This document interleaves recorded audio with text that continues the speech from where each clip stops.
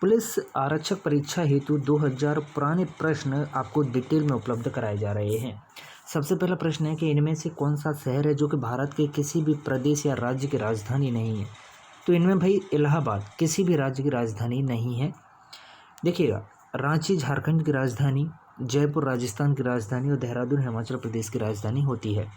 अगला प्रश्न है कि 2016 में महिला एशियाई चैंपियंस ट्रॉफी हॉकी टूर्नामेंट किस देश ने जीता था।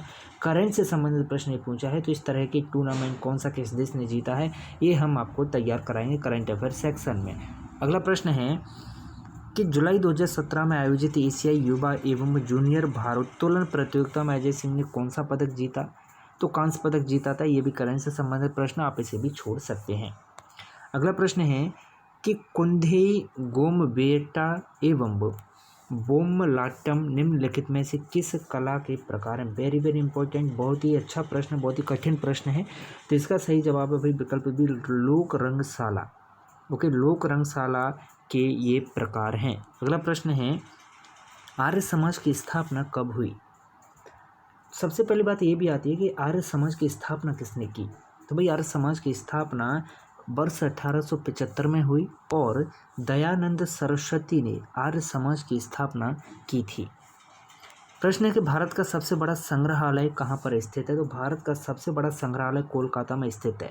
इससे पहले वाले पेपर में प्रश्न पूछा गया था कि भारत का सबसे बड़ा संग्रहालय कौन सा है। तो भारत का सबसे बड़ा संग्रहालय है भारतीय संग्रहालय, और भारतीय संग्रहालय कहाँ है, कोलकाता में। तो एक ही प्रश्न को अलग अलग ढंग से पूछ लिया है और वही पुलिस के पेपर में ही। अगला प्रश्न है कि 1977-78 के दौरान मध्य प्रदेश के मुख्यमंत्री और भाजपा के सदस्य कौन थे। इसका सही जवाब है कैलाश चंद्र जोशी। प्रश्न है कि मध्य प्रदेश के कौन से जिले में गन कैरेज कारखाना स्थित है। तो गन कैरेज कारखाना मध्य प्रदेश के जबलपुर में है। अगला प्रश्न है कि मंगलयान का प्रक्षेपण किस केंद्र से हुआ। मंगलयान का प्रक्षेपण सतीश धवन अंतरिक्ष केंद्र श्रीहरिकोटा से हुआ।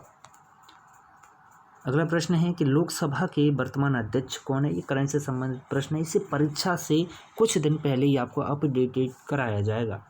प्रश्न है कि किसने मूल शिक्षा योजना वर्धा को प्रस्तावित किया था। मूल शिक्षा योजना वर्धा को प्रस्तावित किया था महात्मा गांधी ने। विकल्प सी इसका सही जवाब है।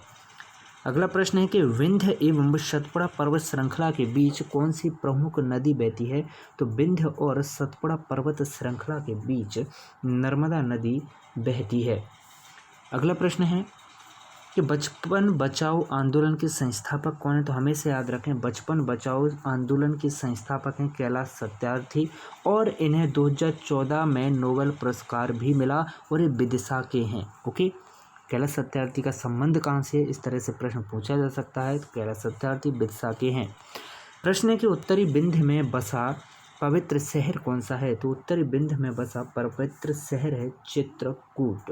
ओके, अगला प्रश्न है कि ओमकारेश्वर मंदिर कौन सी नदी के तट पर है। तो हमेशा याद रखें, ओमकारेश्वर मंदिर नर्मदा नदी के तट पर है और यह खंडवा में है।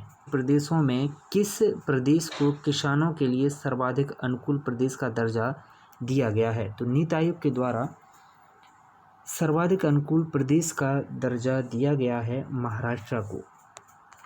प्रश्न है कि काकरापार परमाणु शक्ति केंद्र कहाँ स्थित है। तो काकरापार परमाणु शक्ति केंद्र स्थित है गुजरात में।